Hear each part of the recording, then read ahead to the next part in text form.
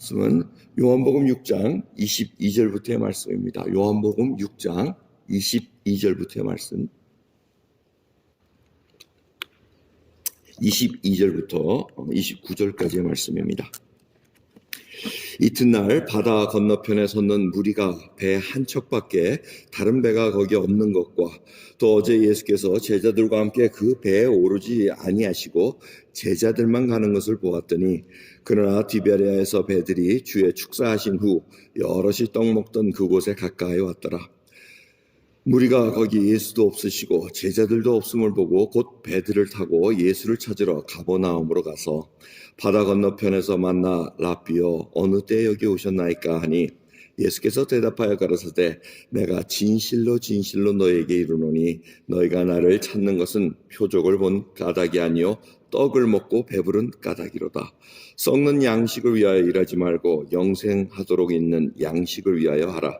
이 양식은 인자가 너희에게 주리니 인자는 하나님 아버지의 인치신 자니라. 저희가 묻되 우리가 어떻게 하여야 하나님의 일을 하오리이까? 예수께서 대답하여 가라사대 하나님의 보내신 자를 믿는 것이 하나님의 일이니라 하시니라. 아멘.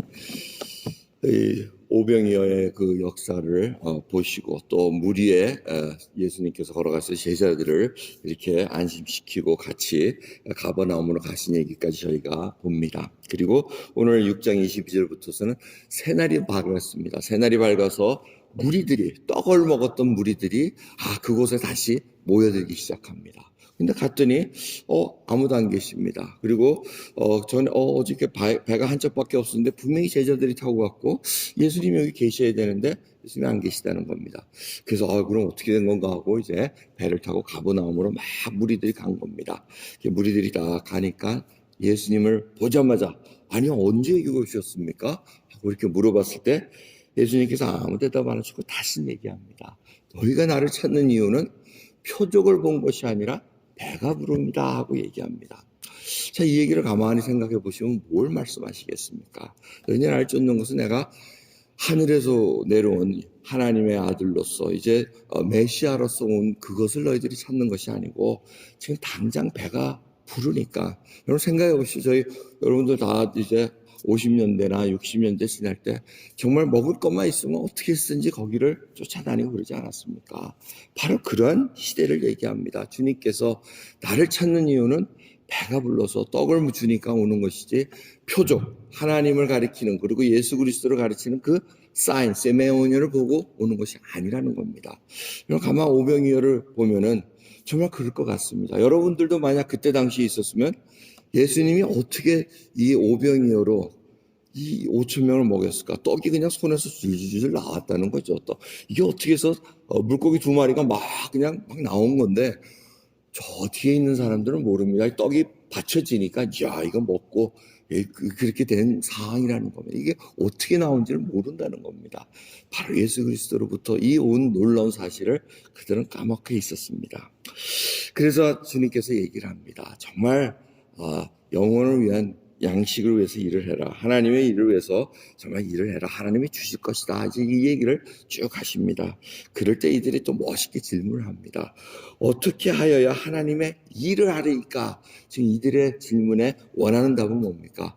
하나님이 일한다는 것은 결국 선하고 착한 일하고 구제하고 기도하고 뭐 이런 걸로 생각을 하고 있었을 것입니다. 그래야지 하나님께서 나에게 복을 주시고 떡을 주실 것이다. 이제 이렇게 생각을 했었는데 주님께서 주신 말씀 답은 하나님의 보내신 자를 믿는 것이 하나님의 일이다. 전혀 기대치 않았던 대답이었습니다. 가서 구제해라. 율법 지켜라.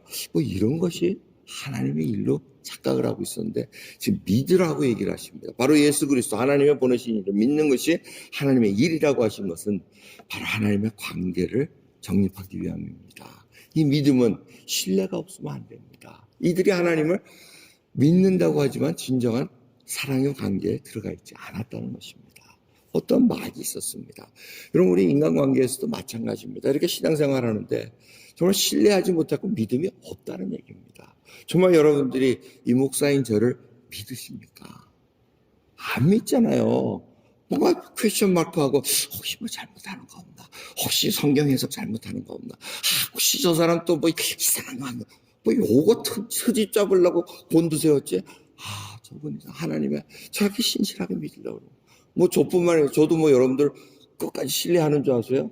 뭔가 또 꼬투리 잡아서 이게 무슨 믿음입니까? 아니라는 얘기죠. 근데 그거를 서서히 하나님께서 이어가시는.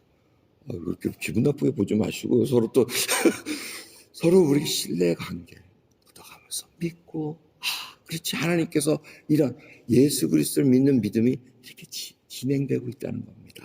참 하나님이 보내신 일을 믿으라고 하신 것은 바로 예수 그리스도가 하나님이시고 이때 당시는 이게 와닿지를 않았을 겁니다. 지금 제자들도 무리에 걸으신 예수 그리스도를 증거하지를 않습니다. 이분이 무리를 걸었습니다. 이분이 하나님이십니다 하고 얘기를 안 합니다. 무리가 왔음에도 불구하고.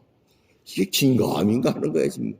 그런데 이것이 십자가에서 돌아가시고 부활하시고 승천하시고 성령 하나님께서 오셔서 모든 것들을 완전하게 보였을 때 이들이 담대하게 증거합니다. 바로 저희들이 그런 모습입니다.